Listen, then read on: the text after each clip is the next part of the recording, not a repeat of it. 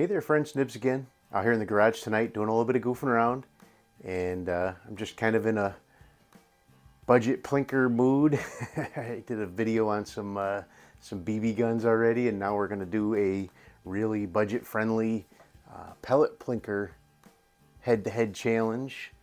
We've got the Snowpeak SP500. This one is the 177 version, and we are going to be putting it head-to-head up against this one is nice old timer from the garage here, my Ruger Mark IV, and these are both very budget friendly. Both of them come in right around probably $50 at the most. If you spend more than that on either one of these, you've gotten taken. But we're going to be shooting them with the good old Crosman Premier hollow points. Great little pellets, 7.9 grains, and let's see what we can do. Just watching my subscriber count go up by quite a bit. Probably by the time this video goes live, I'll be over 10,000, just under 10,000 right now. Very excited about that. I really appreciate everybody being on the channel, and we just have a lot of fun, and a lot of people like that. So let's go ahead and get started. I have my 3-inch Splatterburst targets across the garage. I really thank Splatterburst for providing all the targets we use on the channel. They are really great. Now they're available on Amazon. You can find them in my Amazon storefront. And they are a really good deal.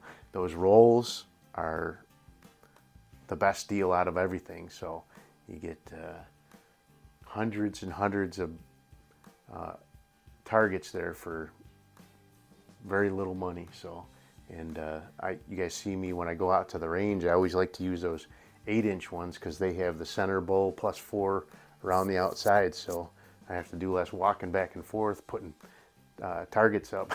So, but let's go ahead and get started. We'll do 5 shots with each, and we'll add the score up. And Snowpeak, I've definitely had the Snowpeak less amount of time. The Mark IV is one that I bought very early on in my airgun career, so to speak, a couple years ago. And I've had the Snowpeak for a while now, but not nearly as long as the Ruger. So let's go ahead and see what we can do. Ooh, I flinched that one. I'm gonna redo that shot, but that was definitely a flinch by me, up just off the target. So we're gonna discount that one. If any more go off the target, we're gonna count them. So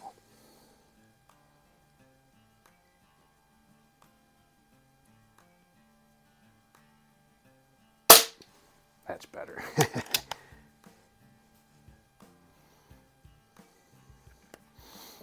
So do I give the Ruger one mulligan too? I don't know. All right.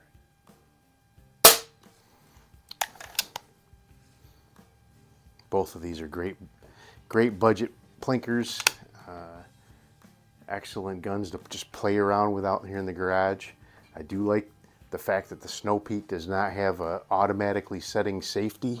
That's obnoxious. That's nice.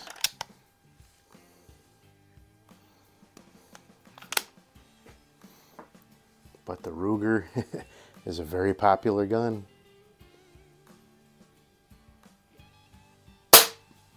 Ooh, that one just barely made it on scoring.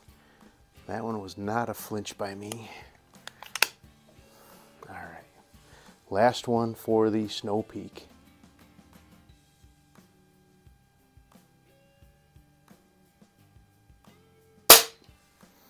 All right, that's not going to be a bad score. Can the Ruger do any better?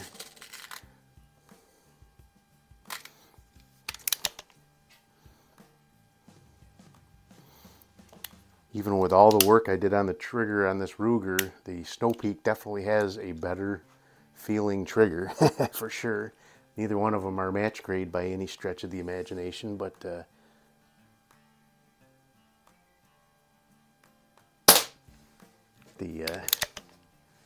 Snowpeak definitely wins the battle there.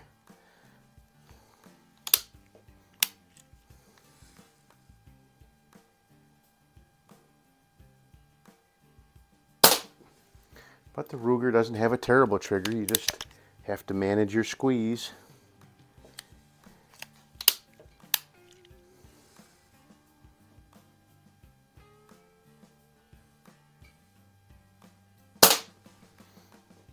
Looking good.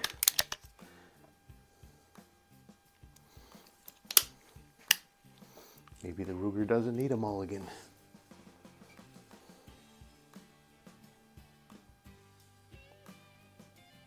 I think that went into the same hole as the first one.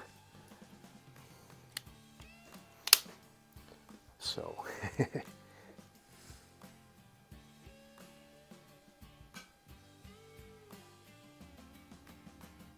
oh, forgot the safety. Always gets me once at least.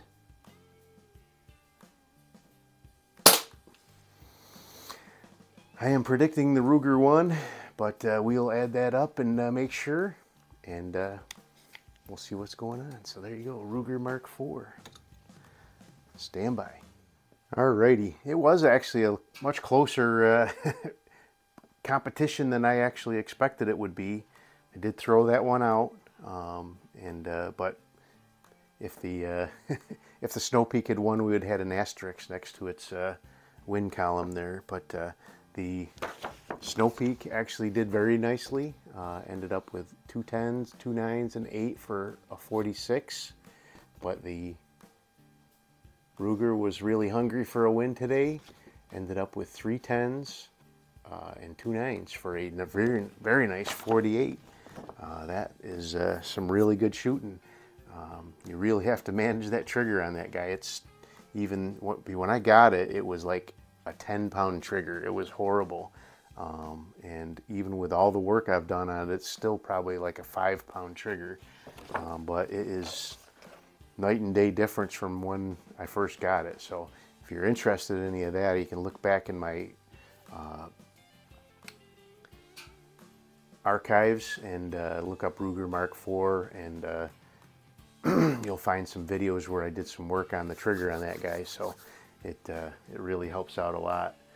Same trigger mechanism as the Browning Buck Mark by Umarex as well, and that same trigger job that I did helped the Browning out so much more, and I don't understand that. I actually have 2 of the Brownings, and both of those have really nice triggers now, and this one still is just barely above woeful.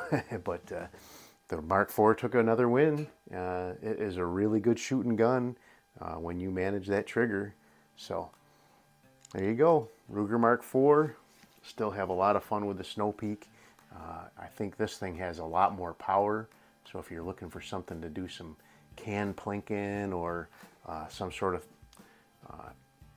something that needs a little bit more power, then this might be your better choice than the Ruger. But both of them are real cheap and great plinkers, so I'd pick both of them up, and then you'd have them both to plink with.